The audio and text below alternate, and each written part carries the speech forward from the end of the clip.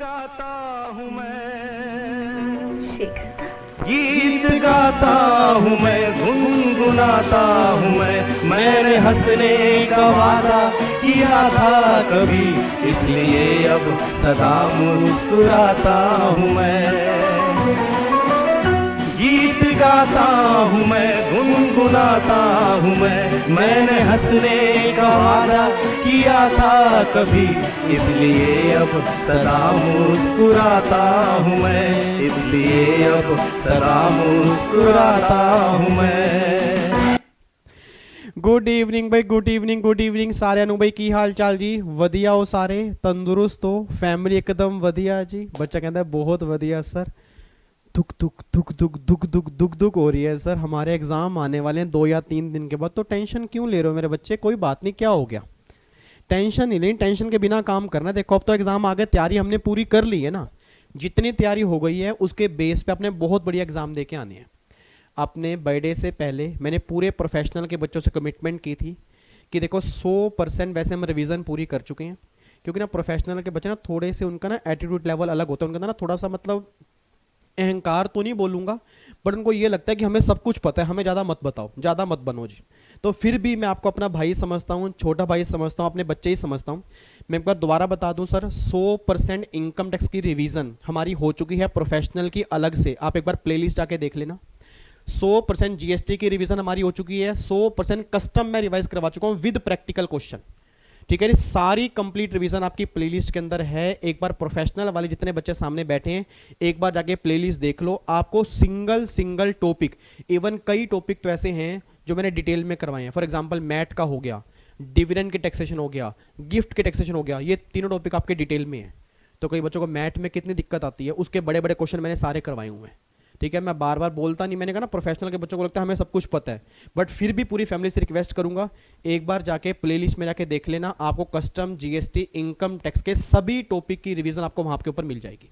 बस एक चीज हमारी पेंडिंग पड़ी थी कि सर इनकम टैक्स के क्वेश्चन आपने प्रैक्टिस नहीं करवाए, क्योंकि पिछली बार मैंने करवाए थे जीएसटी के प्रैक्टिकल क्वेश्चन मैंने करवा दिए थे, इस बार कस्टम के भी क्वेश्चन करवा दिए, बस इनकम टैक्स के बैलेंस थे। और मैंने अपने बर्थडे पर कमिटमेंट की थी कि 3 सेशन में इनकम टैक्स के लेके आऊंगा। फाइनली अब वो टाइम आ चुका है जी। कल वैसे मुझे कल आना था, बट कल हमारे यहाँ पे लाइट की थोड़ी प्रॉब्लम थी, तो मैं कल सेशन डाल नहीं पाया। अब आज संडे है, संडे, मंडे, ट्यूसडे, लगातार 3 दिन शाम को 7 बजे आपके सेशन आएंगे। और इसमें इनकम टैक्स के हम काफ़ी सारे क्वेश्चन करेंगे। जो क्वेश्चन मोस्ट इंपॉर्टेंट होंगे वो सारे क्वेश्चन हम डिस्कस करेंगे। हाँ, थोड़ी सी स्पीड मेरी फास्ट रहेगी। क्यों फास्ट रहेगी? ये ऐसा नहीं है कि स्पीड फास्ट का मतलब समझ में नहीं आएगा, समझ में सब कुछ आएगा, बट मैं उम्मीद करूंगा आपने पहले सब कुछ पढ़ा हुआ है। एक बार फटाफट से जो क्वेश्चन इंपॉर्टेंट है ना उसकी हमें रिवीजन करनी है।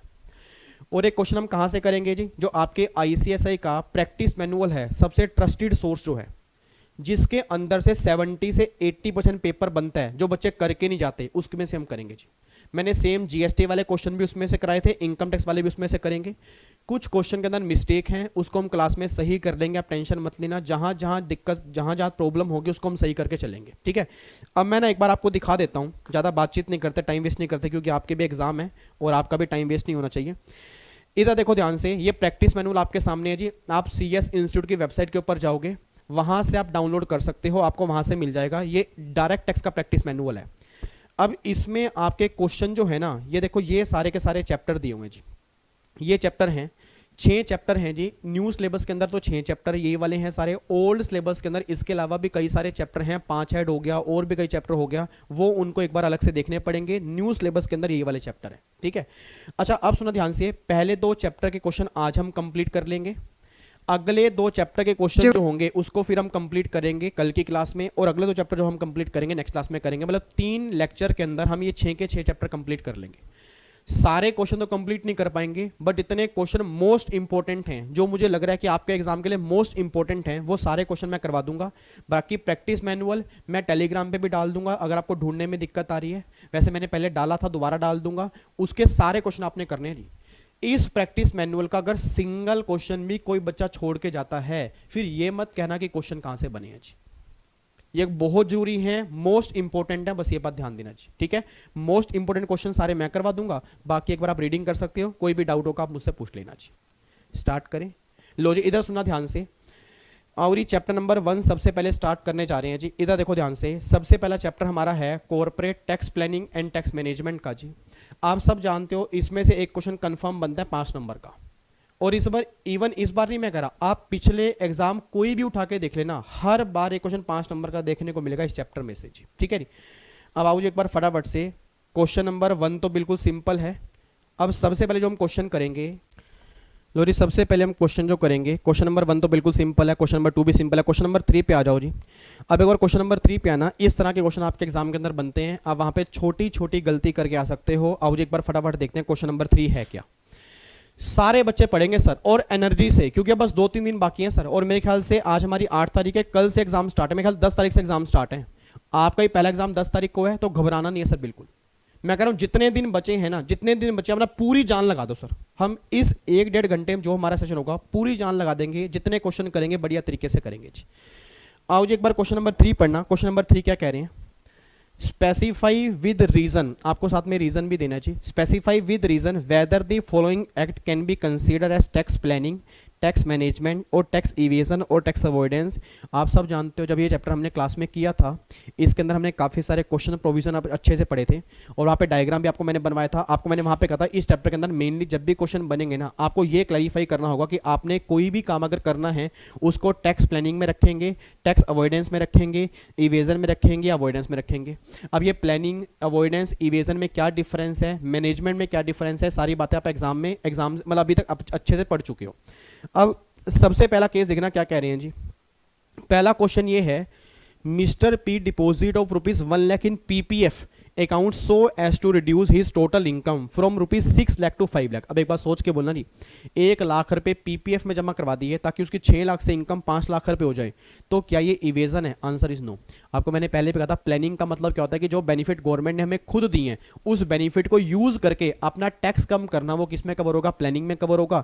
अब बेनिफिट कौन कौन से मिले हैं? डिडक्शंस मिली हैं, एग्जम्पशंस मिली हैं। अब सोच के बोलना, पीपीएफ वाले केस किस में कवर होंगे? डिडक्शंस में कवर होंगे। तो अगर मैंने डिडक्शन लेके इनकम कम की है, टैक्स मेरा कम हुआ है, तो किस में कवर होगा? प्लानिंग में कवर होगा। तो पहला केस किस में कवर हो गया? टैक्स प्लानिंग में कवर हो गया जी।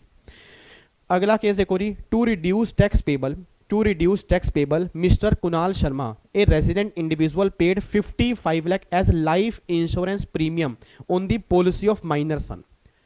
मतलब उसने माइनर सन की LIC के लिए 55,000 का प्रीमियम पे किया ताकि उसका टैक्स कम हो जाए। अब सोच के बोलना, अगर आपने LIC प्रीमियम पे किया, उसकी डिडक्शन हमें कहाँ पे मिलेगी? 80C में। और अगर 80C में डिडक्शन मिलेगी, उस डिडक्शन से मेरी इनकम कम होगी, इनकम कम होने से टैक्स कम होगा।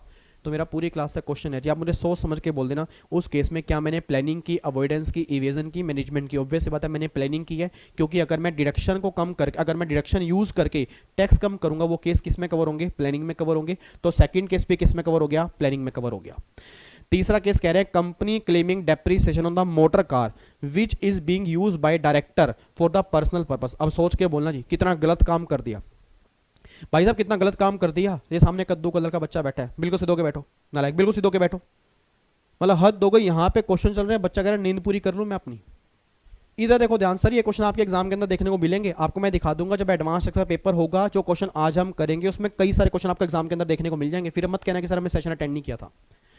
इधर सुना ध्यान से, मैं कहना क्या चाह रहा हूँ, सोच के बोलना, डायरेक्टर ने, मतलब डायरेक्टर की गाड़ी पर कंपनी ने डेप्रीसिएशन क्लेम कर लिया, तो डेप्रीसिएशन कब मिलेगा? अगर वो एसेट में बिजनेस में यूज करूंगा। अगर पर्सनल पर्पस में एसेट यूज हो रही है, उस पर डेप्रीसिएशन में क्लेम नहीं कर सकता। अगर मैंने किया है तो मैंने लॉ को ब्रेक किया, और अगर लॉ को ब्रेक किया है, ये अवॉइडेंस में कवर नहीं होगा, इवेजन में कवर होगा। तो तीसरा केस किस में कवर होगा जी? इवेजन में कवर होगा जी। ठीक है नी, आंसर आपको दिए हुए हैं नीचे, एक बार आंसर आप चेक कर लो।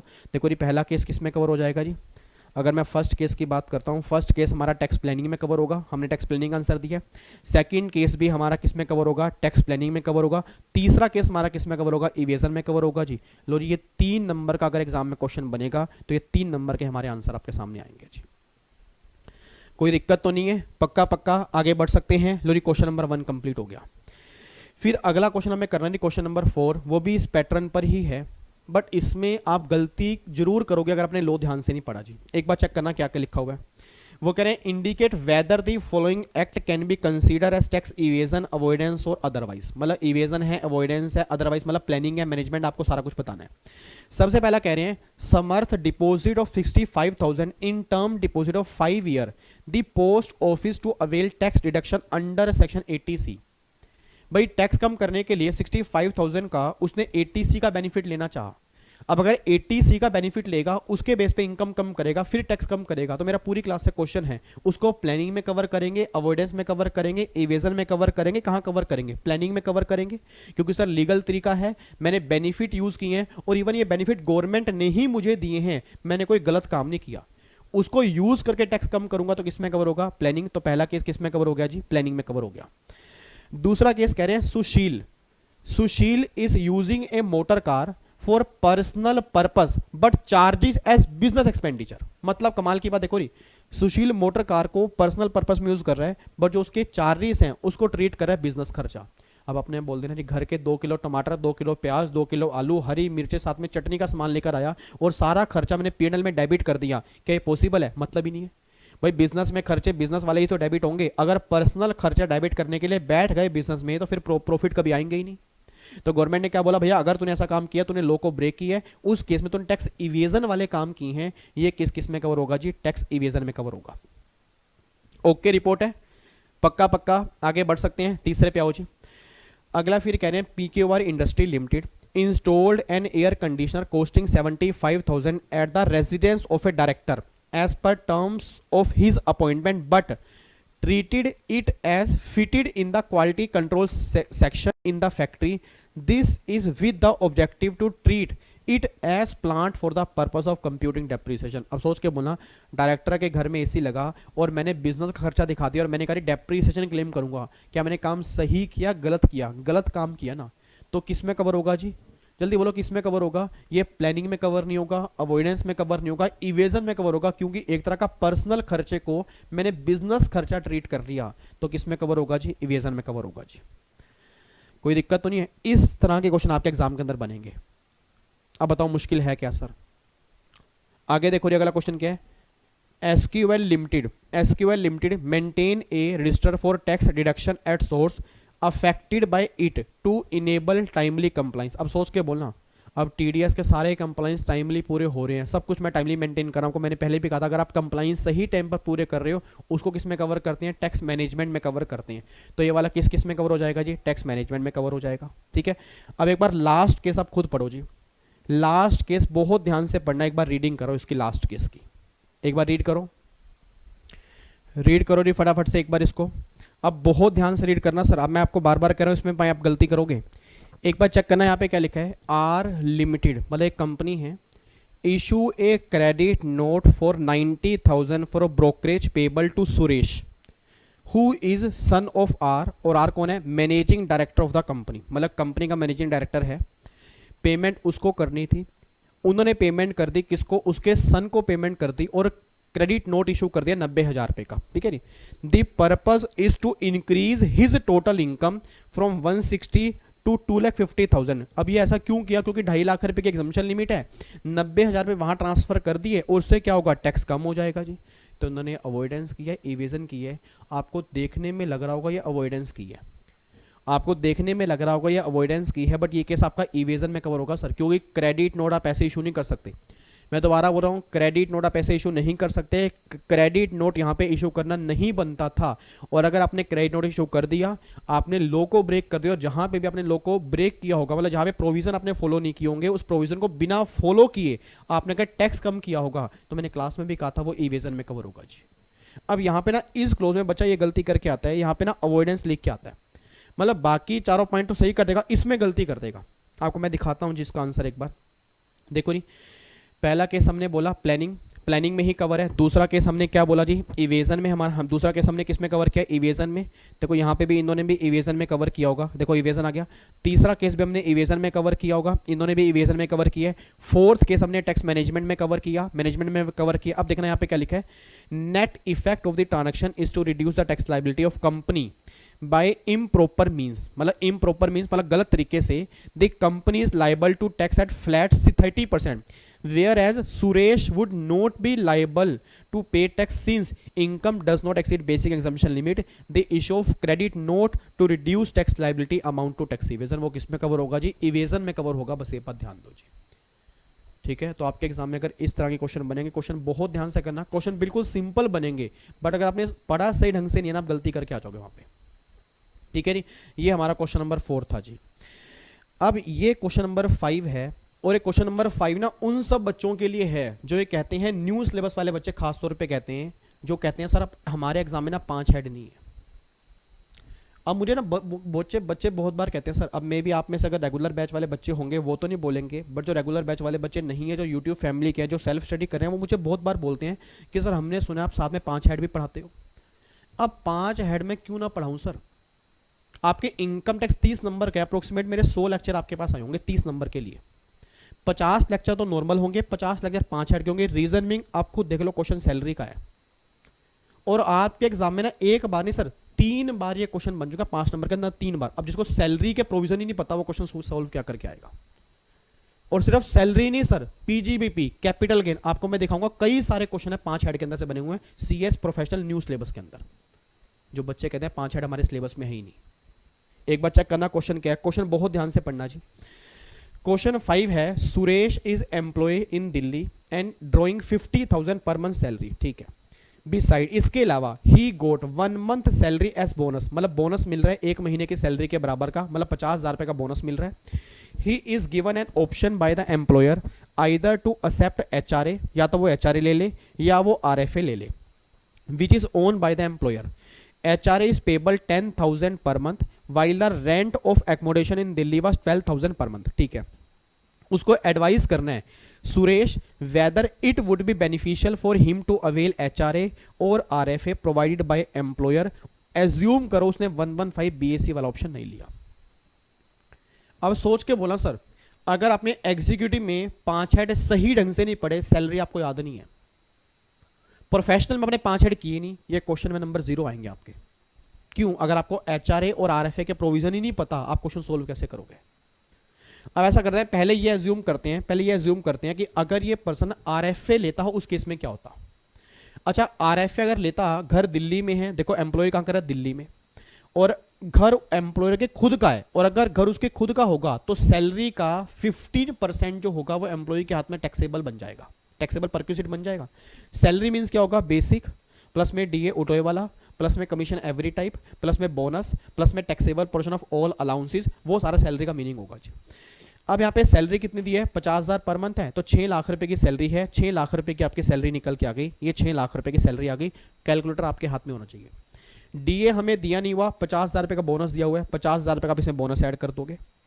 अब उसके अलावा मुझे कुछ नहीं दिया, तो 6.5 लाख रुपए की मेरी सैलरी निकल के आ गई, और घर मेरा दिल्ली में है, मेट्रो सिटी में होगा, तो सैलरी का 15% जो होगा वो मेरा क्या आएगा? RFA आएगा।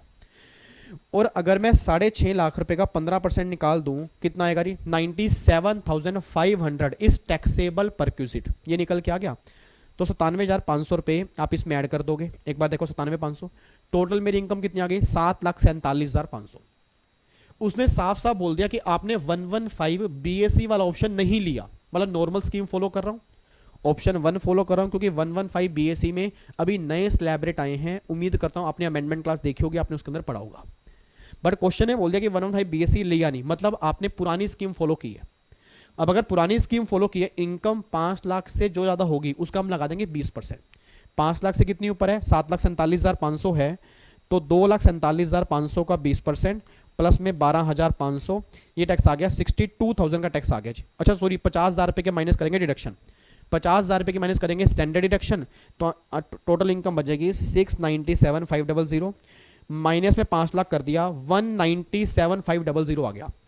इसका लगा दो कि 20% प्लस में 12,500, तो 52,000 का टैक्स निकल के आ गया जी। एक बार चेक करो, 52,000 का आपका टैक्स निकल के आ गया, ये आपका टैक्स आ गया। अब क्या इसमें कोई भी रिबेट मिलेगी? आंसर इज नो, क्योंकि इनकम 5 लाख से ऊपर है। इसमें 4% सेस ऐड करूंगा तो आंसर आएगा 54,080। ये आंसर तब आएगा अगर मैं RFA लेता। भाई अगर मैं RFA लूंगा ना तो टैक्स मुझे देना पड़ेगा 54,080। ये आंसर आपका भी निकल के आ गया होगा, मेरा भी निकल के आ गया। एक बार चेक करते हैं इंस्टीट्यूट ने क्या निकाला है। 54,080 ये निकल के आ गया। अब बच्चा कहता है सर सर, मैंने कहा हाँ हाँ, कहता सर ऐसा भी तो हो सकता है कि अगर ये एचआरए ले तो बढ़िया बन जाए। मैं कहा एचआरए देख लेते हैं। अब अगर ये आरएफए नहीं लेता, अगर ये एचआरए लेता, उस केस में क्या होता? तो सैलरी आपकी 6 लाख बनती, बोनस आपका 50,000 पे सैलरी में होता। अब निकालना है एचआरए। एचआरए कैसे निकालते हैं? Least of the following shall be examined. Least किस में से? जितना एचआरए मिला वो। सेकंड, रेंट पेड माइनस में 10% ऑफ सैलरी। तीसरा, अगर मेट्रो सिटी में है तो सैलरी का 50%। बोलो हाँ यही काम तो करते हैं। बच्चा कहता हाँ सर यही काम करते हैं। प्लीज ध्यान सुनना। सबसे पहला एचआरए कितना मिला जी? एचआरए उसने क्वेश्चन के अंदर बोला है, 12,000 रुपए का रेंट है, 10,000 एचआरए मिला ना, तो आपको एचआरए मिला 10,000 पर मंथ, मतलब 1,20,000 रुपए का एचआरए मिला। तो एचआरए रिसीव 1,20,000 रुपए, ठीक है। सेकंड, फिर रेंट पेड 12,000 पर मंथ है, मतलब 12,000 मल्टीप्लाई 12 कितना हो गया? 1,44,000 रुपए आपका रेंट आ गया। अब माइनस में 10% ऑफ सैलरी। अब अगर सैलरी की बात करूंगा, बेसिक प्लस में डीए उठोए वाला प्लस में commission percentage based on turnover. गलती से बोनस कंसीडर मत कर लेना चाहिए।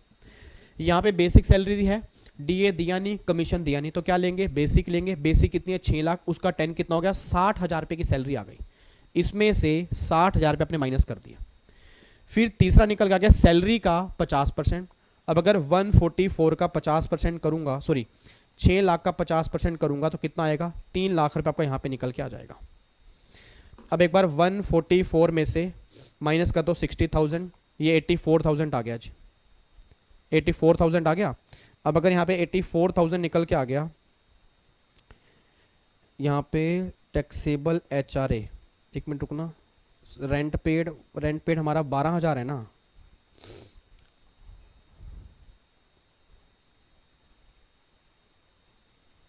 $6.5 लाख सैलरी इन्होंने कैसे ले ली है?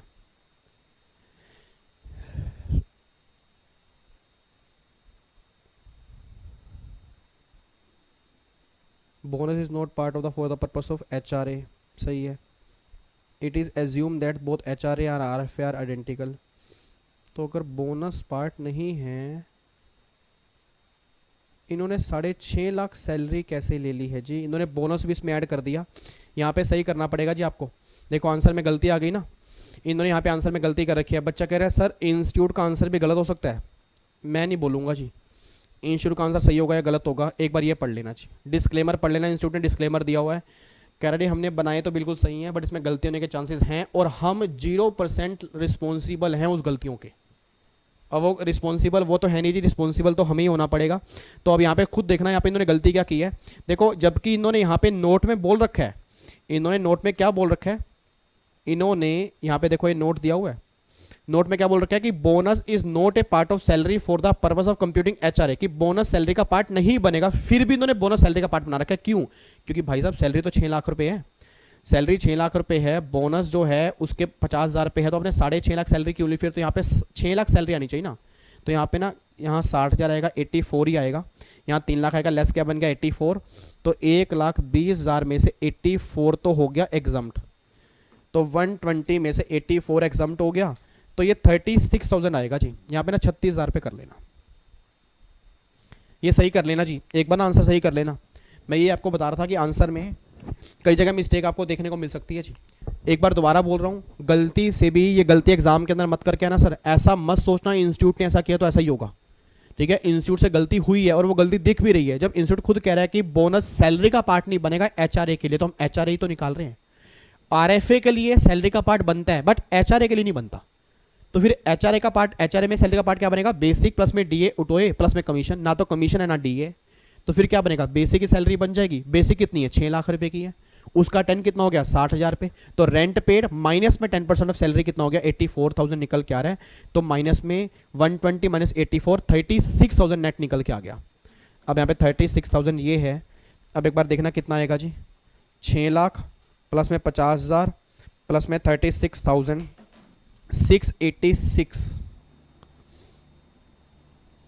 680 यहाँ पे आपका टैक्सेबल एचआरए आ गया, 686 आ गया जी, ठीक है जी। यहाँ पे 686 निकल के आ गया। अब यहाँ पे 686 में 50,000 माइनस किए, तो 686 में 50,000 माइनस करेंगे तो यहाँ पे आ जाएगा 636। अब टैक्स लाइबिलिटी 5 लाख से कितने ज़्यादा है, 1,36,000 पे, तो 136 का 20% प्लस में 12,500, ये हो गया जी 39,39,700। इसका 4% अगर मैं सेस निकालूंगा 1,588 रुपये आएगा, और इसमें 39,700 में अगर मैं ऐड कर दूंगा तो आएगा 41288। ठीक है, इसको मैं राउंड ऑफ कर दूंगा 41290, इतना टैक्स आएगा जी, ये गलत है जी। अब अगर 41290 आएगा, वहाँ पे कितना आ रहा है 54080, तो भैया 54080 में से 41290 गया तो 12,790 रुपये का टैक्स बच रहा है। 12,790 रुपये का टैक्स मेरा बच रहा है कब, अगर मैं HRA ले रहा हूँ, तो यहाँ पे इसकी बजाय 12,790 रुपये आएगा। तो आंसर बिल्कुल सही है, accepting HRA is better, answer में कोई दिक्कत नहीं है, बट इन्होंने कैलकुलेशन में गलती की हुई है जी। मैं दोबारा कह रहा हूँ, इन्होंने कैलकुलेशन में गलती की है, आंसर परफेक्ट है, मतलब इन्होंने एडवाइस सही दी है, हाँ एडवाइस भी गलत हो जाती, एडवाइस क्योंकि ना यहाँ पे काफ़ी 12,000 रुपये का फ़र्क है। अगर 1,500 रुपये का फ़र्क होता ना तो मे बी RFA ज़्यादा आ जाता जी, मतलब RFA वाला बढ़िया बन जाता। ठीक है, तो वो तो कुदरती हमारा 12,000 रुपये का फ़र्क आ गया, बट मैं कह रहा हूँ कि अगर एग्जाम में क्वेश्चन बनेगा तो गलती से भी ना ये गलती मत कर देना कि जो इंस्टीट्यूट ने किया वही करना है जी। मैं दोबारा कह रहा हूँ, आपको मैंने दिखा दिया डिस्क्लेमर, उन्होंने कहा गलती हो सकती है हमसे, हम पेपर सही आंसर से चेक करेंगे ना कि गलत से चेक करेंगे जी। ठीक है जी, तो यहाँ पे ये गलती है, उम्मीद करूँगा इसको आप सही कर लोगे जी, कोई दिक्कत तो नहीं है, पक्का पक्का आगे बढ़ सकते हैं जी। लो जी, अभी तक हमने मेरे ख्याल से 3 क्वेश्चन हमने कंप्लीट कर लिए टैक्स प्लानिंग वाले जी, आगे बढ़े। लो जी, अब आ जाओ, इसको एक बार रेक्टिफाई कर लेना जी, आपके पास जो भी इसके प्रिंट आउट होंगे या इसके वैसे होंगे, इसको एक बार रेक्टिफाई कर लेना। अब अगले क्वेश्चन पे आओ जी। अगला क्वेश्चन डाइवर्जन ऑफ इनकम और एप्लीकेशन ऑफ इनकम, ये तो बिल्कुल सिंपल सर, आप एक बार अगर रीडिंग भी लोगे तो भी आपको समझ में आ जाएगा जी। ठीक है जी, इस पर हम टाइम नहीं लगा रहे अभी। अब एक बार आप आ जाओ, और ऐसा ये वाला क्वेश्चन भी सर ध्यान रखना, ये वाला क्वेश्चन भी हमने एग्जाम क्लास में किया था, ये वाला क्वेश्चन हमने क्लास में किया था, नेट प्रेजेंट वैल्यू वाला, PV फैक्टर निकालते हैं ना 1/1.10, फिर 1 रुपये की वैल्यू 1 साल के बाद कितनी होगी, उससे अगले साल कितनी होगी, उससे अगले साल कितनी होगी। याद करो, आपके मॉड्यूल में जो क्वेश्चन दिया था वो भी हमने किया था, तो उसके बेस पे सिंपल वही क्वेश्चन दिया हुआ है जी। ठीक है जी, अब मेन यहाँ पे आ जाओ जी, 1 मिनट रुकना, ये वाला इधर देखो जी, एक बार चेक करना जी क्या कह रहे हैं। Specify whether following act can be consider as tax planning management evasion. आप चेक करो ये क्वेश्चन देखो कितनी बार बने हैं, मतलब ये क्वेश्चन अगर बार बार बने हैं तो उम्मीद है कि आपके एग्जाम के अंदर भी सेम क्वेश्चन बन सकते हैं। एक बार चेक करना, यहाँ पे क्या लिखा है, P pay premium 10,000 for health insurance policy so as to reduce his total income 640 to 630। अब आपने बोल देना अगर LIC पॉलिसी करवाई है तो डिडक्शन मिलेगी, और अगर डिडक्शन मिलेगी, मेरा पूरी क्लास का क्वेश्चन है, अगर डिडक्शन मिलेगी तो वो किस में कवर होगा, टैक्स प्लानिंग में कवर होगा। तो ये केस किस में कवर हो गया जी, टैक्स प्लानिंग में कवर हो गया, ये हमारा टैक्स प्लानिंग में कवर हो जाएगा। अगला, SQL limited pay advance tax by estimating his total income in the previous year to ensure timely compliance. उसने एडवांस टैक्स पे किया किस लिए, ताकि कंप्लाइंस पूरे टाइम पर हो जाए, तो किस में कवर होगा, टैक्स मैनेजमेंट में कवर होगा। ये वाला केस किस में कवर हो गया जी, टैक्स मैनेजमेंट में कवर हो गया। An individual taxpayer making tax saver fixed deposit of 10,000 in a nationalized bank। आपने FD करवाई जी अपना टैक्स सेव करने के लिए, तो आप डिडक्शन क्लेम करोगे। अगर FD 5 साल है उसके ऊपर की है तो 80C का आप बेनिफिट क्लेम कर लोगे, तो डिडक्शन मिलेगी 80C में, किस में कवर होगा, प्लानिंग में कवर होगा। तीसरा केस भी आपका प्लानिंग में आ गया जी। A bank obtaining declaration from depositor in form number 15J 15H and forwarding the same to the income tax authority। मतलब कंप्लाइंस आप पूरे कर रहे हो कि आपने डिपार्टमेंट को आगे भेज दिया। अब सोच के बोला, अगर कंप्लाइंस आप पूरे कंप्लीट कर रहे हो तो किस में केस कवर हो जाएगा जी, टैक्स मैनेजमेंट में कवर हो जाएगा। ये किस में कवर हो गया, मैनेजमेंट में कवर हो गया जी। उसके बाद Z debit his household expenditure as business expenditure, मतलब घर के खर्चे आपने बिजनेस में डेबिट कर लिए। अब अगर घर वाले खर्चे बिजनेस में डेबिट करोगे, सोच के बोलना, अगर घर वाले खर्चे बिजनेस में डेबिट करोगे तो किस में कवर होगा, इवेजन में कवर होगा ना। ये केस किस में कवर हो गया जी, इवेजन में कवर हो गया। तो एक बार चेक कर लेते हैं, पहला केस टैक्स प्लानिंग, दूसरा केस टैक्स मैनेजमेंट, तीसरा केस टैक्स प्लानिंग, तीसरा टैक्स मैनेजमेंट, चौथा टैक्स इवेजन। तो प्लानिंग मैनेजमेंट इवेजन। एक बार चेक करो आंसर, पहला केस हो गया प्लानिंग मैनेजमेंट और किस में होगा जी, इवेजन। लो जी, पांचों के पांचों आंसर आपके सामने है जी। कोई दिक्कत तो नहीं है? तो ये हमारे प्लानिंग बेस वाले क्वेश्चन थे जी। उम्मीद करूंगा अब आपको इसमें कोई दिक्कत नहीं होनी चाहिए जी। ठीक है, तो मेन ध्यान रखना जी इस चैप्टर में से कौन कौन से क्वेश्चन इंपॉर्टेंट हैं। एक तो ऐसे ऐसे क्वेश्चन आपके एग्जाम के अंदर बन सकते हैं, एक जो मैंने अभी सैलरी वाला दिखाया, और एक सबसे इंपॉर्टेंट क्वेश्चन है what is the difference between planning, management, evasion और अवॉइडेंस। इनमें क्या डिफरेंस है? और मुझे पता नहीं क्यों फील हो रहा है कि ये जो 4 क्वेश्चन अभी हमने किए इसमें से या तो क्वेश्चन बन जाएगा या वो डिफरेंस वाला क्वेश्चन बनेगा जी। ठीक है, तो अभी भी टाइम है सर, अभी भी रिवीजन का टाइम है। मैं कह रहा हूं कुछ नया टॉपिक मत करो, बट कम से कम ये क्वेश्चन तो आपने जरूर करके जाने हैं जी। ठीक है जी, आगे बढ़ सकते हैं। चलो जी, इधर सुना ध्यान से। अब ये सारे पॉइंट कंप्लीट होने के बाद ना, अब अगला हमारा चैप्टर है टैक्सेशन ऑफ कंपनी, एलएलपी और नॉन रेजिडेंट। इसके अंदर भी कई प्रैक्टिकल क्वेश्चन हमें करने हैं, बहुत ध्यान से करना। आप एग्जाम में काफ़ी सारी गलती करके आते हो, मैं नहीं चाहता कि मेरी फैमिली का सिंगल बच्चा भी गलती करके आए। एक बार चेक करो जी यहाँ पे। अब यहाँ पे सबसे पहले तो ना आर्टिकल नंबर 246 के बारे में लिखा है। ये बिल्कुल सिंपल है, इंडिया के संविधान में आर्टिकल नंबर 246, ये ऑलरेडी हम पहली क्लास में ही डिस्कस कर लेते हैं इसके बारे में। अब मेन आओ जी क्वेश्चन नंबर 2, ध्यान से देना। क्वेश्चन नंबर 2 क्या है, एक बार क्वेश्चन नंबर 2 खुद पढ़ना। क्वेश्चन नंबर 2 यहाँ पे क्या लिखा हुआ है, वो कह रहे हैं नॉन इंडियन कंपनी, मतलब non Indian company is treated as a resident only if the place of effective management is situated wholly in India during the previous year. Comment कह रहे इस पे कमेंट पास करो कि जो नॉन इंडियन कंपनी है वो रेजिडेंट सिर्फ तब बनती है जब उसकी place of effective management Holi India में होती है। बताओ जी अब क्या कहना चाह रहे हैं। अब सर एक बात मैंने सोच के बोलना, कंपनी वाले केस में 2 कंपनी होंगी, मैंने क्लास में भी कहा था, इंडियन, फॉरेन, मतलब domestic company, foreign company. Domestic company हमेशा ही रेजिडेंट बनेगी, उस केस में पोएम हम चेक ही नहीं करते। फॉरेन कंपनी के 2 केस होते हैं जी, उसकी टर्नओवर अगर 50 करोड़ रुपए तक होगी तो हमेशा ही वो एनआर बनेगी।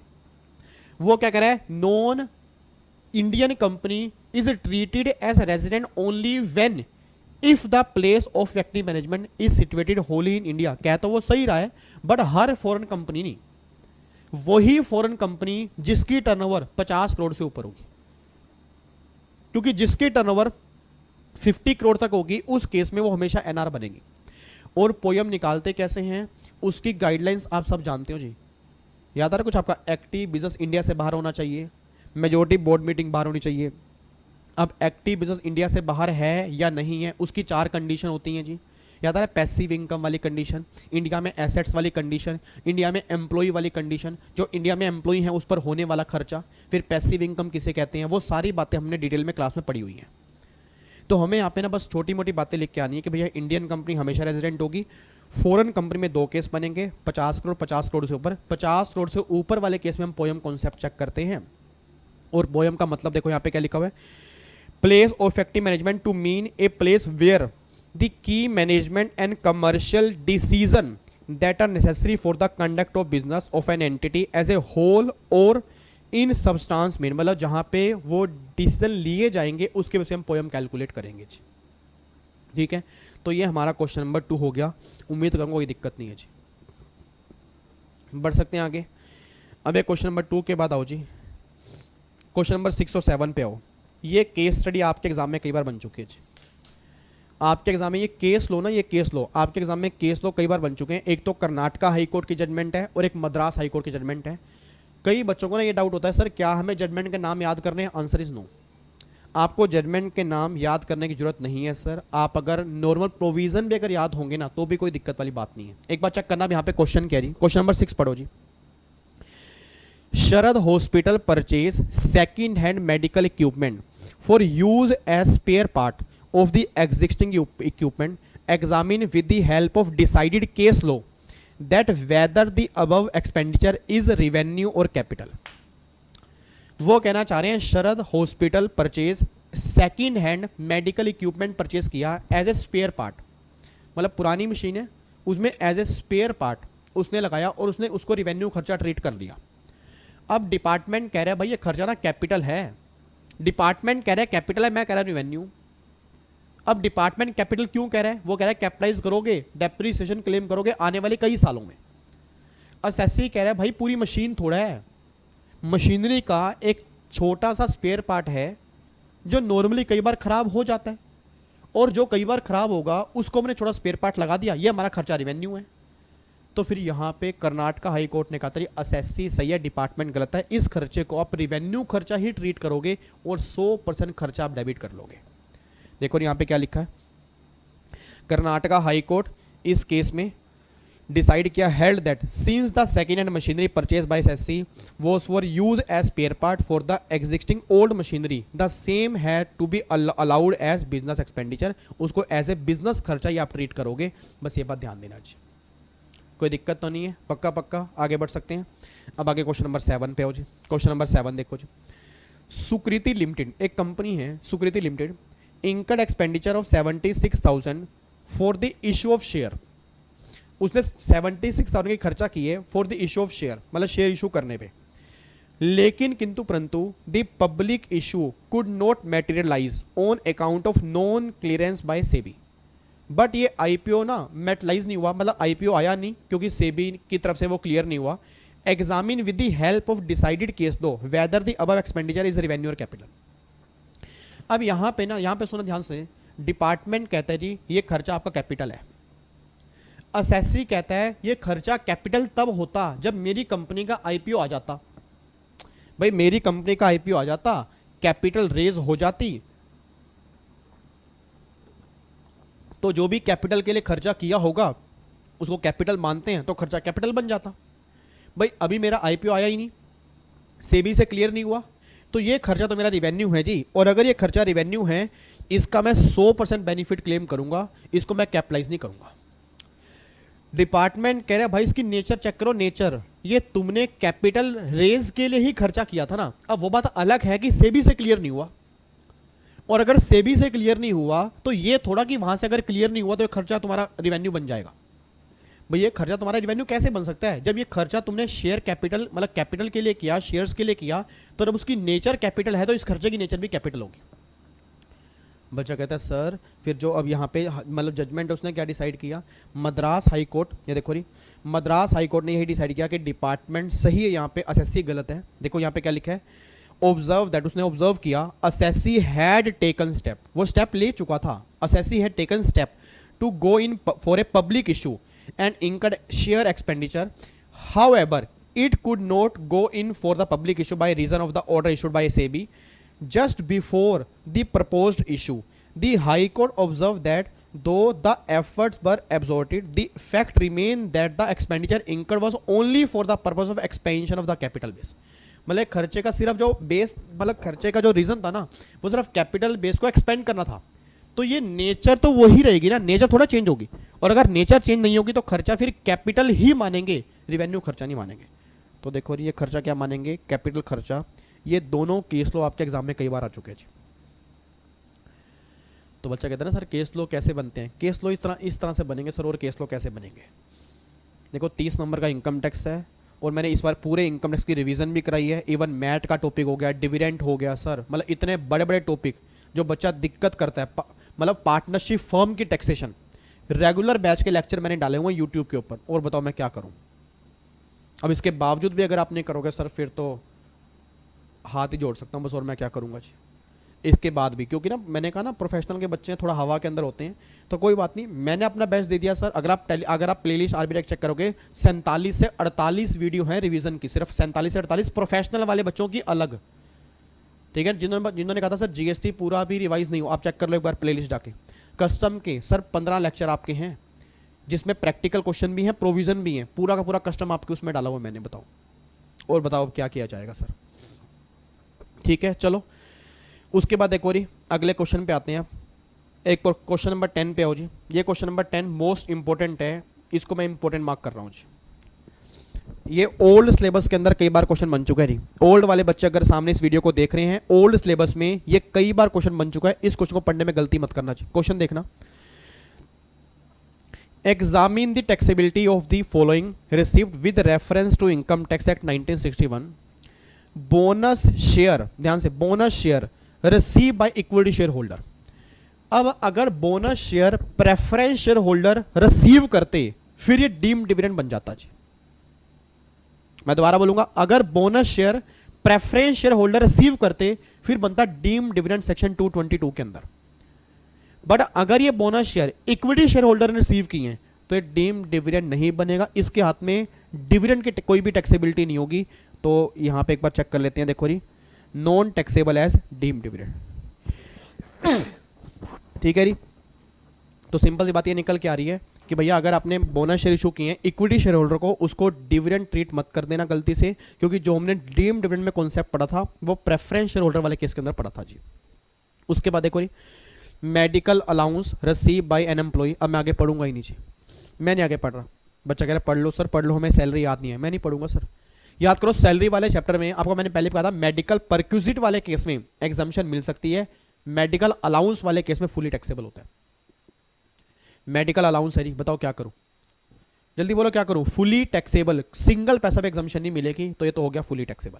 उसके बाद जी, gift of a plot of land given to a company secretary. Oh my god, CS को गिफ्ट कर दिया प्लॉट ऑफ लैंड, किसने, उसके क्लाइंट ने। ओ तेरी का सर, ऐसे भी क्लाइंट होते हैं क्या? क्वेश्चन में तो होते हैं, प्रैक्टिकल लाइफ का नहीं मुझे पता, होते ही नहीं होंगे ऐसे तो, बट चलो मान लो कोई है, दिल बहुत बड़ा उसका, क्लाइंट आपका, आपने बहुत बढ़िया कंसल्ट कर दिया, उसने खुश होकर कह दिया ये प्लॉट ऑफ लैंड आपका। याद करो सेक्शन 28, अगर ड्यूरिंग द बिजनेस प्रोफेशन कोई भी गिफ्ट मिलेगा, बेनिफिट मिलेगा, परक्यूजिट मिलेगा, फुली टैक्सेबल होगा विदाउट एग्जामिशन लिमिट। बताओ क्या करूंगा, फुली टैक्सेबल। और अगर यही अदर सोर्स के अंदर कवर होता, फिर वो चेक करते कि स्टैम्प ड्यूटी वैल्यू 110% से ज्यादा होनी चाहिए, डिफरेंस 50,000 से ऊपर होना चाहिए, वो सारी बातें चेक करते हैं ना, बट अब वो हमें चेक नहीं करनी जी। ठीक है जी।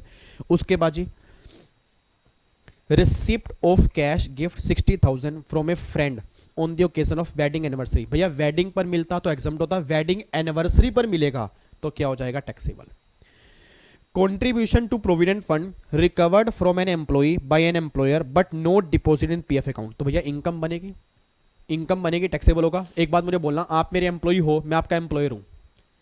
याद करो सेक्शन नंबर 36, सेक्शन 36 में अगर कोई एम्प्लॉय एम्प्लॉयर को प्रोविडेंट फंड में कंट्रीब्यूशन करने के लिए पेमेंट करता है, तो डिडक्शन, वहां पे मैंने कहा था डिडक्शन तभी वहां पे क्लेम होती है कंट्रीब्यूशन की, अगर विद इन टाइम लिमिट वो कंट्रीब्यूशन जमा करवा दिया हो। अब आपसे मैंने कंट्रीब्यूशन रिकवर किया, आगे मैंने टाइमली जमा नहीं कराया, तो उतने टाइम के लिए वो क्या बन जाएंगी, इनकम बन जाएगी। तो वही बात तो यहाँ पे दी हुई है, तो ये क्या बन जाएगी, इनकम, और ये क्या होगा, टैक्सेबल। तो एक बार चेक करना, देखो ये मेडिकल अलाउंस क्या लिखा होगा, टैक्सेबल। उसके बाद जी ये बेनिफिट परक्यूजिट, देखो ये पीजीपी के अंदर टैक्सेबल है, 60,000 पे टैक्सेबल है क्योंकि वेडिंग एनिवर्सरी है, और एक कंट्रीब्यूशन भी इनकम बन जाएगी। PGP other source as the case में भी उसमें क्या हो जाएगा, टैक्सेबल। बताओ ये क्वेश्चन है सर, अब बताओ मैं क्या करूं, क्या करूं सर मैं, बताओ, इतने सिंपल सिंपल क्वेश्चन। हाँ नहीं कोई, ये क्या हो गया, मेरी फोटो आ रही है, ये कौन सेटिंग हिल गई है, आ रही है जी फोटो, हाँ चलो जी। तो ठीक है जी, अभी देखो ये आपके 5 केस, अब बताओ क्या ये क्वेश्चन 5 नंबर के अंदर नहीं बन सकता, ये बिल्कुल बन सकता है जी। ठीक है जी। उसके बाद आओ जी, क्वेश्चन नंबर ये हो गया। बच्चा कहता है सर प्रैक्टिकल क्वेश्चन कराओ ना, कई बार हमारे एग्जाम में प्रैक्टिकल क्वेश्चन आते हैं। टेंशन मत लो सर, अब जो आगे क्वेश्चन आने वाला है वो प्रैक्टिकल ही है, आपको मैं दिखाता हूँ जी। ये लो, ये क्वेश्चन न्यू सिलेबस के अंदर पिछली से पिछली बार, और जब पहली बार न्यू सिलेबस का था उस टाइम में क्वेश्चन बना था जी। क्वेश्चन देखना क्या है जी, क्वेश्चन देखना क्या है। और बच्चा कहता है सर क्वेश्चन ही समझ में नहीं आया। एक बार क्वेश्चन पढ़ते हैं, क्वेश्चन है क्या, इनकम एंड एक्सपेंडिचर अकाउंट दिया हुआ है किसका, lawyers and company for the year ending 31 March 21। ठीक है जी, बहुत बढ़िया। डेबिट साइड में खर्चे, क्रेडिट साइड में इनकम दी है, और नेट प्रॉफिट दिया 1,30,000 रुपए का। बहुत बढ़िया दिया, बहुत बढ़िया दिया, कमाल कर दिया। आगे अदर इन्फॉर्मेशन में कह रहे हैं एक्सपेंडिचर इंक्लूड, एक्सपेंडिचर इंक्लूड मतलब जो ये एक्सपेंडिचर है, जो एक्सपेंडिचर इसमें इंक्लूड है क्या, 18,000 and 12,000 paid in cash as brokerage to a single party on a single day. मतलब 18,000 पे और 12,000 पे कैश में पे किए as a brokerage, single party single day. Thakur तो गयो, ठाकुर तो गयो सर, ठाकुर तो गयो। ये भिंडी कलर का बच्चा गया जी। अब क्यों गया सर, क्योंकि 48(3) में 10,000 रुपए की लिमिट होती है। अगर 10,000 से ऊपर आपने सिंगल डे में कैश पे कर दिया एक पार्टी को, तो सारा खर्चा ही डिसअलाउड होगा। तो आपने 1.5 लाख रुपए यहां पे डेबिट किए ना, तो चुप करके इस 1,30,000 में 30,000 रुपए तो आप ये ऐड कर दो। चुप करके ऐड करो जी, चुप करके ऐड करना पड़ेगा। ये ऐड कर दो जी, 30,000 पे ऐड कर दो। दोबारा बताऊं क्यों ऐड करो?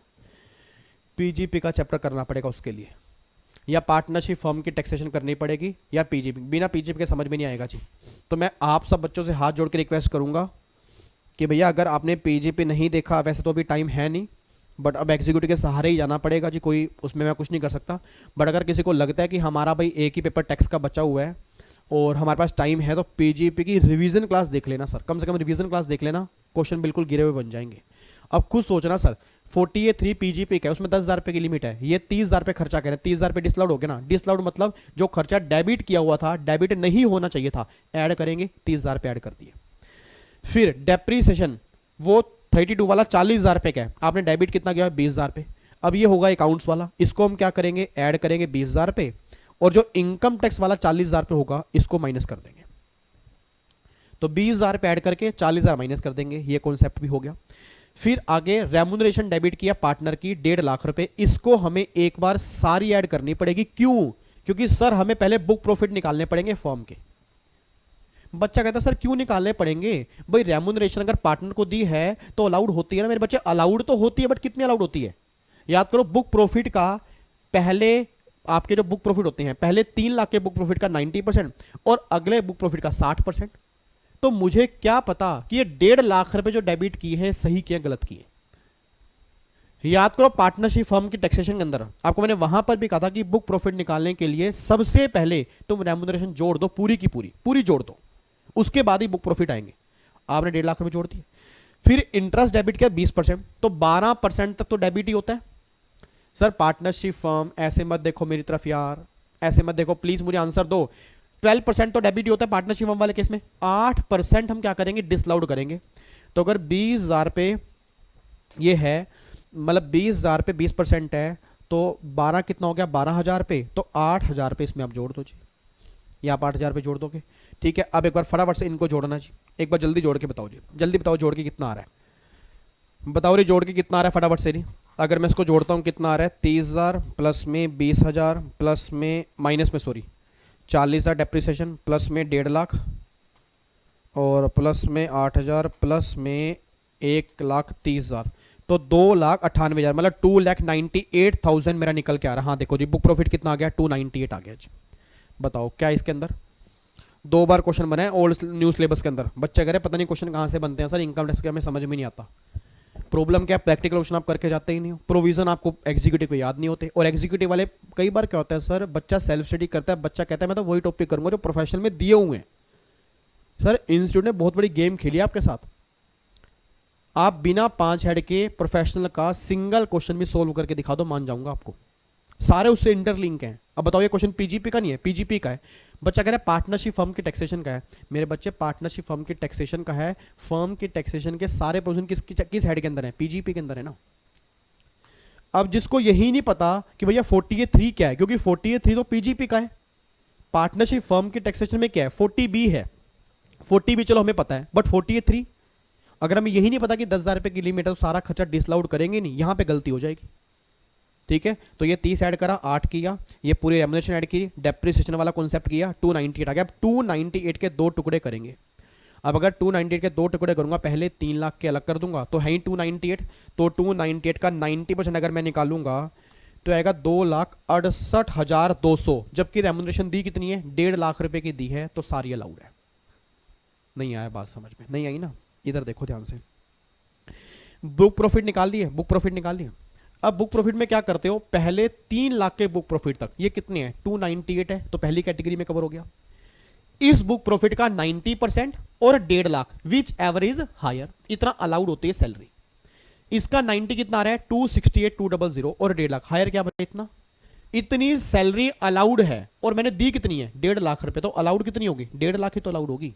तो एक बार चेक करना, देखो 268,200, 1.5 लाख, अलाउड कितनी होगी? 1.5 लाख रुपए। तो ये माइनस करके बिजनेस की इनकम इतनी आ गई, इस पे पार्टनरशिप फर्म है 30% टैक्स प्लस में 4% सेस, टोटल टैक्स लायबिलिटी इतनी आ गई। बताओ ये क्वेश्चन 5 नंबर का है जी। क्या इस क्वेश्चन के अंदर है? एक पॉइंट है, बस एक पॉइंट, कि हमें यहां पे निकालने हैं, बुक प्रॉफिट निकालनी है और नॉर्मल इनकम निकालनी पड़ेगी। और ऐसे कई क्वेश्चन मैंने अपने भी क्लास में करवाए थे, अभी यूट्यूब पे क्लास डली हुई है मेरी पार्टनरशिप फर्म वाली। कोई दिक्कत तो नहीं है? पक्का पक्का आगे बढ़ सकता हूँ जी? लो जी, अब जाके ये वाला पॉइंट हमारा कंप्लीट हो गया। आगे अब आना जी, ठीक है। ये देखो ये वर्किंग नोट यहाँ पे दिए हुए हैं जी, वर्किंग नोट आप एक बार पढ़ सकते हो। इसी तरह से आपको वर्किंग नोट एग्जाम के अंदर बना के आनी है जी, यही वर्किंग इस तरह से आपको वर्किंग नोट एग्जाम के अंदर बना के आनी है, ठीक है। उसके बाद आप यहाँ पे देखना जी,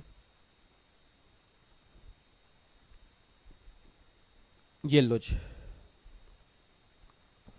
एक बार क्वेश्चन देखो जी। अब यहाँ पे ये है जी AMT वाला क्वेश्चन है, ये क्वेश्चन AMT वाला है, बहुत ध्यान से पढ़ना जी। XYZ LLP है, has income of 72 lakh under the head PGBP, ठीक है। One of its business is eligible for deduction, 100% profit exempt है ATI-B के अंदर, ठीक है जी। The profit from such business included in the business income 58, मतलब उसमें इंक्लूडेड है। तो भैया 58 लाख में से 72 लाख में से अगर 58 लाख माइनस कर दूंगा तो नॉर्मल इनकम कितनी आ गई? 72 माइनस में 58, नॉर्मल इनकम आ गई 14 लाख रुपए की। तो 14 लाख रुपए की इनकम है, 30% टैक्स हो गया, 4,20,000 प्लस में 4% सेस, मेरा नॉर्मल टैक्स आ गया इतना। अब मैट भी निकालना है, सॉरी AMT भी निकालना है। AMT किस पे निकालते हैं? 18.5% of adjusted total income. Sir 18.5% of adjusted total income. और एडजस्टेड टोटल इनकम कैसे निकलती है? जो आपकी नॉर्मल इनकम होगी, मैं दोबारा बोलूंगा, जो आपकी नॉर्मल इनकम होगी उसमें जोड़ दोगे। क्या जोड़ दोगे? याद करो, चैप्टर 6A हेडिंग C की डिडक्शन, 10AA की डिडक्शन, ATP को छोड़ दो जी, 35 AD और माइनस में 32 का डेप्रिसिएशन। अब यहां पे सॉरी, अब यहां पे चैप्टर 6A हेडिंग C की डिडक्शन कितनी है? 58 लाख रुपए है ना। तो आप क्या करोगे, जो इनकम आपकी 14 लाख रुपए आ रही है उसमें 58 लाख दोबारा जोड़ दोगे, तो कहीं ना कहीं जो ये 72 लाख है ना, यही मेरी एडजस्टेड टोटल इनकम निकल के आ जाएगी। मैं दोबारा बोल रहा हूं, ये 72 लाख जो है यही मेरी एडजस्टेड टोटल इनकम निकल के आ जाएगी। आपने क्लास के अंदर भी ये कॉन्सेप्ट किया होगा, एक बार चेक करो, देखो जी। अब देखो निकल के आ गई ना एडजस्टेड टोटल इनकम 72 लाख, इसका 18.5% निकाल दिया। तो अगर मैं 72 लाख का 18.5% निकालूंगा तो 13,32,000 प्लस में 4% सेस, आपका इतना आ गया। अब देखो AMT इतना है, नॉर्मल इतना है।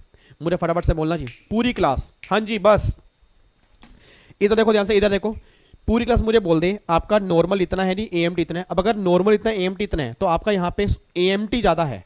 अब अगर AMT ज्यादा होगा तो हार्डशिप होगी, उस केस में क्या मिलेगा? क्रेडिट मिलेगा। एक बार चेक करना, इसमें से 1385 में से अगर मैं माइनस कर दूंगा 436,800 तो 9,48,480 रुपये मुझे क्रेडिट मिल जाएगा AMT का, जो अगले आने वाले 15 साल तक कैरी फॉरवर्ड हो जाएगा जी।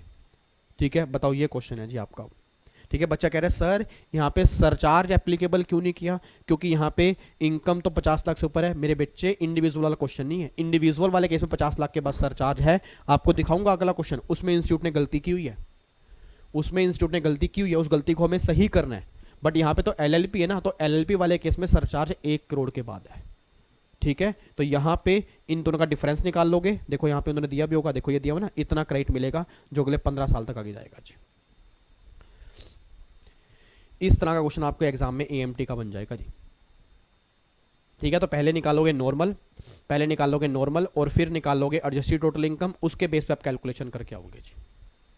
ठीक है, अब यहाँ पे ये है, ये क्वेश्चन इंस्टीट्यूट ने गलत किया हुआ है जी, और ये न्यू सिलेबस के अंदर बना था जब पहली बार पेपर बना न्यू सिलेबस का जी। ये क्वेश्चन न्यू सिलेबस के अंदर बना हुआ है 5 नंबर का AMT वाला। एक बार पढ़ना क्या लिखा हुआ है। मिस्टर एक्स इंडिविजुअल है, बहुत ध्यान से पढ़ना, इंडिविजुअल है। मैं दिखाऊंगा गलती इंस्टीट्यूट ने की है। मिस्टर एक्स है carrying on the business of operation a warehousing facility for storage of sugar, had a total income 80 lakh. In computing the total income he had claimed deduction under section 35 AD to the tune of ₹70 lakh on investment in building for operating the warehousing facility for storage of sugar. Compute his total tax liability assessment 21-22. Show the calculation of AMT also. आपको AMT भी show करना है। मतलब ये 80 लाख रुपए की total income नहीं है, वो कह रहे हैं इस 80 लाख में आप डिडक्शन क्लेम कर चुके हो। अब डिडक्शन क्लेम करनी नहीं है, उसने क्या लिखा है? ही हैड क्लेम्ड, मतलब वो डिडक्शन 80 लाख में ही क्लेम कर चुका है। ये जो इनकम है 80 लाख की, ये डिडक्शन क्लेम करने के बाद ही आई है। मैं दोबारा बोल रहा हूं, ये जो इनकम है 80 लाख की, ये डिडक्शन क्लेम करने के बाद ही आई है। तो पहले ऐसा करते हैं, अब अगर 80 लाख की इनकम डिडक्शन क्लेम करने के बाद ही आई है तो नॉर्मल इनकम निकालते हैं जी। अब अगर नॉर्मल इनकम निकालते हैं 80 लाख रुपए की है, तो मिस्टर एक्स है 115 बीएससी मान लो यूज नहीं कर रहा, तो नॉर्मल केस में क्या करोगे, 10 लाख से ऊपर इनकम कितनी है मेरे बच्चे, अगर 80 लाख रुपए की इनकम है, 10 लाख से ऊपर कितनी है, 70 लाख रुपए, उस 70 लाख रुपए का लगा दोगे 30% और प्लस में 12,500, तो 1.125, तो ये बन गया 22.125 बन गया। देखो इतना टैक्स आ गया, आप एक बार निकाल के देख लेना। अब इंस्टीट्यूट से गलती क्या हुई है, इसमें ये सरचार्ज लगाना भूल गए हैं। इंस्टीट्यूट से गलती क्या हुई है, इसमें सरचार्ज लगाना भूल गए हैं। वो बच्चा कह रहा है एमआर निकालना भी भूल गए। एमआर तो नहीं आएगा, एमआर इस आप अगर एमआर निकालोगे इस क्वेश्चन में एमआर निकलेगा ही नहीं आपका, मतलब एमआर नहीं बनेगा क्योंकि आपकी इनकम ज्यादा टैक्स कम है। और एमआर कहां निकलता है, जहां पे टैक्स ज्यादा हो और इनकम कम हो, इस क्वेश्चन में एमआर नहीं निकलेगा। अब यहां पे इंस्टीट्यूट से ना बस ये गलती हुई है, उन्होंने टैक्स तो सही निकाल दिया बट सरचार्ज लगाना भूल गए। तो यहां पे सही कर लेना जी। इसमें अब देखो 80 लाख रुपए की इनकम पे आपने निकाला टैक्स, इतना आ गया। 50 लाख से लेके 1 करोड़ तक 10% सरचार्ज है, तो इसका 10% सरचार्ज भी होगा। ये आ गया जी 2.2125, तो इसको आप 22.125 में जोड़ दोगे, ये आएगा टोटल मिला के 24.3375।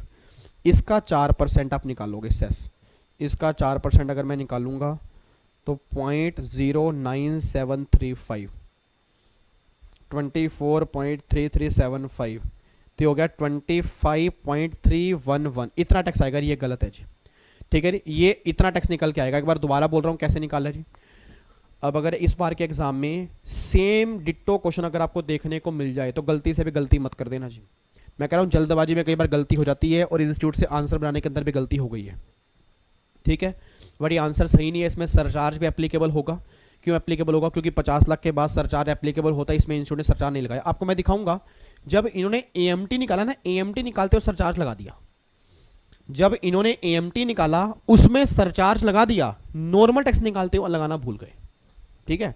अब देखो एएमटी एडजस्टेड टोटल इनकम कैसे, 80 लाख रुपए, 80 लाख रुपए, उसमें अब ऐड करोगे चैप्टर 6 से हेडिंग सी, पहले तो ये 35 एडी 70 लाख रुपए माइनस में 32 का डेप्रीसिएशन। अब बिल्डिंग वाले केस में क्या रेट होता है जी, अगर 70 लाख रुपए की बिल्डिंग है, बिल्डिंग वाले केस में डेप्रीसिएशन किस रेट से मिलेगा, 10% से, तो 7 लाख माइनस कर दिए, आपकी एडजस्टेड टोटल इनकम निकल के आ गई है जी 143 लाख, ये निकल के आ गई इस 143 लाख। अब देखो इनकम 1 करोड़ से ऊपर है जी, इनकम 1 करोड़ से ऊपर है, 2 करोड़ तक है, क्योंकि 143 लाख है, तो इस केस में 15% सरचार्ज लगेगा, बट उससे पहले क्या निकलेगा, टैक्स निकलेगा। तो 143 लाख का 18.5%, ये आ गया 26.455।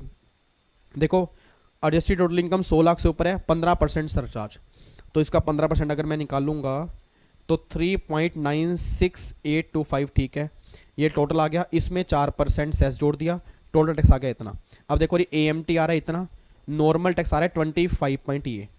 अब यहाँ पे ना आपको देना कितना पड़ेगा, क्रेडिट जो इन्होंने निकाला वो गलत निकाला होगा, क्योंकि उन्होंने उसके बेस पे निकाला है, क्रेडिट निकलेगा इसके बेस पे। तो इसमें से अगर मैं 31.639 में से माइनस करूं 25.311, तो 6.328 का मुझे क्रेडिट मिलेगा जी। इतने का मुझे 15 साल तक क्रेडिट मिलेगा, ये बात ध्यान देना जी। इन्होंने यहाँ पे गलत किया हुआ है, क्योंकि इन्होंने निकाल दिया वो गलत जो टैक्स निकाला उसके बेस पे निकाल दिया, ठीक है। तो जो मुझे क्रेडिट मिलेगा ना वो इसके बेस पे मिलेगा, बस ये बात ध्यान दो, ठीक है जी। तो ये क्वेश्चन आपके एग्जाम के अंदर बन सकता है एएमटी वाला। और मैट वाले सारे क्वेश्चन कम से कम मैंने 3 से 4 से ज़्यादा क्वेश्चन मैंने अपने क्लास के अंदर करवाए हैं। रेगुलर बैच के मैंने क्लास डाली थी, ताकि कई बच्चों को बुक प्रॉफिट निकालने में बहुत दिक्कत आती है, और मैंने इतने बढ़िया तरीके से समझाया हुआ है ना, आप वाकई कहोगे मैथ सबसे आसान चैप्टर है।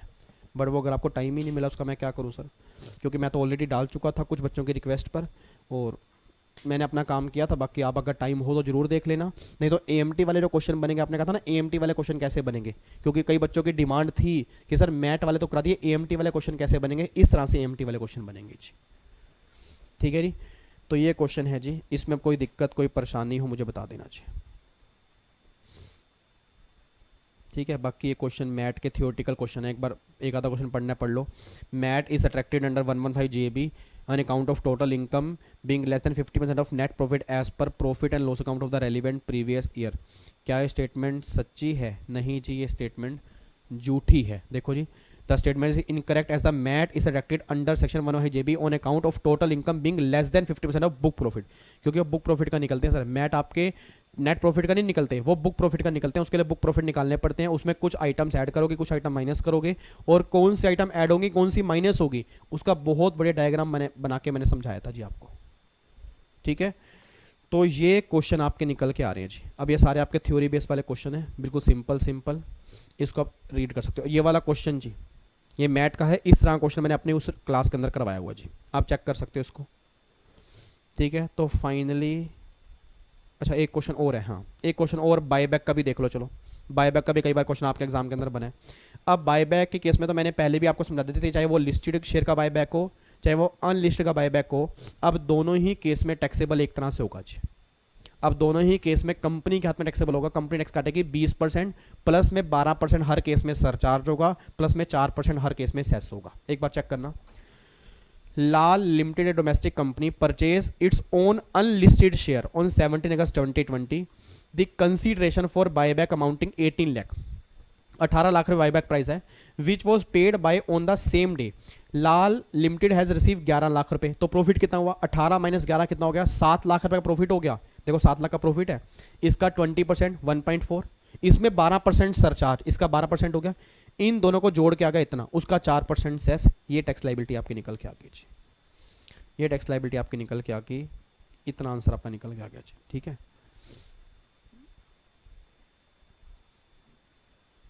बताओ जी अब इसमें क्या दिक्कत है? ये बायबैक वाला क्वेश्चन है जी। ठीक है जी, ये DTAA वाला क्वेश्चन है, इसको मैं नेक्स्ट क्लास में ही करवा दूंगा आपको। डबल जो काम करेंगे ना इंटरनेशनल टैक्सेशन वाला, उसके अंदर ही करवा दूंगा जी। ठीक है, अच्छा ये वाला क्वेश्चन भी चलो करवा देता हूँ, ये वाला क्वेश्चन भी लो जी, एक बार ये भी क्वेश्चन देख लो। चलो एक बार ये क्वेश्चन देखो जी। ABC एंड कंपनी से पार्टनरशिप फर्म कंसिस्टिंग 4 पार्टनर हैं। The partnership deed provide for remuneration of 4 lakh to partner and interest 12% profit, मतलब 12% profit for the year 31 March 21, 1 lakh रुपए के after arriving the following adjustment, मतलब 1 लाख रुपए के after arriving the following adjustment, ये adjustment कर दिए। रेमुनरेशन 4 लाख रुपए, ये आपने माइनस कर दिया, इसको ऐड करना पड़ेगा। इंटरेस्ट 12%, ये ठीक किया आपने। म्युनिसिपल टैक्स हाउस प्रॉपर्टी के, ये आपने गलत किए, जिसको हटाने पड़ेंगे। Rent receive from house property, ये माइनस करना पड़ेगा, क्योंकि हाउस प्रॉपर्टी की इनकम है, इसको वहाँ पे लेके जाना पड़ेगा, बिजनेस की इनकम इसका कोई काम नहीं है। अब देखो 1 लाख में 4 लाख ऐड किए, 5,000 म्युनिसिपल टैक्स जोड़ दिए, 4 लाख 5, ये हो गया 4 लाख 5,000 पे, 5 लाख 5,000 आ गया, माइनस में 50,000 हाउस प्रॉपर्टी का रेंट हो गया, आपका 455 के क्या आगे बुक प्रॉफिट निकल के आगे जी। ठीक है, अब अगर ये 455 बुक प्रॉफिट है, तो एक बात बताओ, पहले 3 लाख के अलग कर दो और बाकी अलग कर दो, तो 3 लाख के अलग कर दूंगा, 2,70,000 पे, तो इस पर आ गया उसका 90%। भाई पहले 3 लाख का 90 और 1.5 हायर क्या बनेगा? 270 बनेगा। अब बैलेंस हो गए 155, तो अगर 155 का 60% निकालूंगा तो ये आएगा 93,000, तो 93 प्लस में 270, 3,63,000 रुपए की रेमुनरेशन अलाउड होगी मैक्सिमम, और दी कितनी है जी? 4 लाख रुपए। तो एक गलत है ना, हमें माइनस पता कितना करना पड़ेगा? अब इसमें से जो रेमुनरेशन माइनस करेंगे वो 363 की करेंगे। मैं दोबारा बोल रहा हूं सर, आपने जो 4 लाख रुपए की रेमुनरेशन यहाँ पे माइनस करके दिखाई थी, गलत दिखाई थी, क्योंकि आपकी as per book profit calculation maximum 363 ही माइनस कर सकते हो, उससे ऊपर के आप माइनस नहीं कर सकते। कैसे निकाल लिए? आपके बुक प्रॉफिट के 2 टुकड़े कर दिए, 3 लाख अलग कर दिए, 155 अलग कर दिए, इसका 90, इसका 60, टोटल करके 363 निकल के आ रहा है जी। एक बार देखो यहाँ पे दिया होगा, देखो 363, लोअर ऑफ अबव 363 आपको मैक्सिमम अलाउड होगा जी। ये 40B का क्वेश्चन है जी। ये पार्टनरशिप फर्म की टैक्सेशन भी पूरा का पूरा लेक्चर डिटेल वाला यूट्यूब पे डाला हुआ है, कंप्लीट 2 लेक्चर मैंने यूट्यूब पे डाल रखे हैं जी। ठीक है जी, तो बस फाइनली ये जाके था जी। अब जाके फिर हमारा अगला चैप्टर स्टार्ट होगा गार का, मतलब इसमें जो इंपॉर्टेंट क्वेश्चन होंगे उसको फिर हम कल शाम को ही डिस्कस करेंगे जी। ठीक है, कल शाम को 7 बजे मैं दोबारा से क्लास इसमें डाल दूंगा, आप उसको आराम से आप देख सकते हो जी। दोबारा बोल रहा हूँ, जरूर देख लेना, नहीं देखने कम से कम प्रैक्टिस मैनुअल जरूर करके जाना सर। इस प्रैक्टिस मैनुअल में से काफ़ी सारे क्वेश्चन बनेंगे इनकम टैक्स के, मैं आपको बता रहा हूँ जी। ठीक है, क्योंकि सबसे ट्रस्टेड सोर्स है, बाकी ऑथर्स की बुक एक तरफ, आईसीएसए का प्रैक्टिस मैनुअल एक तरफ जी। इसमें हम कोई रिस्क नहीं ले सकते और ना ही आपने कोई रिस्क लेना है।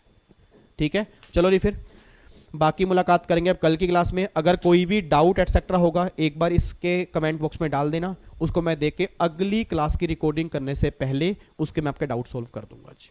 ठीक है, और बाकी घबराना नहीं है, तैयारी पूरी है, हमने अपना बेस्ट दे दिया है सर।